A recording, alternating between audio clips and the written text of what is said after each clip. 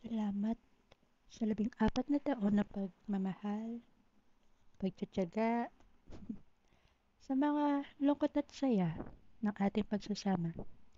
Salamat dahil nandiyan ka sa bawat adventures,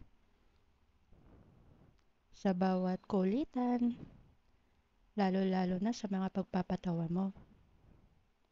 Salamat din sa patuloy na pag-aalaga mo sa ating mga anak at pagtupad sa mga pangarap nila. Makapunta sa iba't ibang lugar,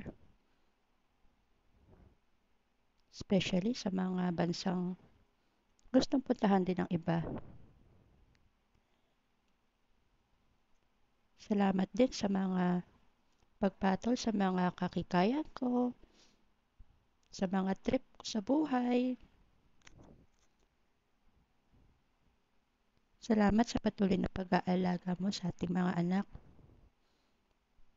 Isang ulirang ama ka talaga. Kahit nasa panahon na nagkakasakit ako, nandiyan ka pa rin. Nawa, sa pagtupad ng ating mga pangarap pa ay patuloy na nandito tayo at matibay.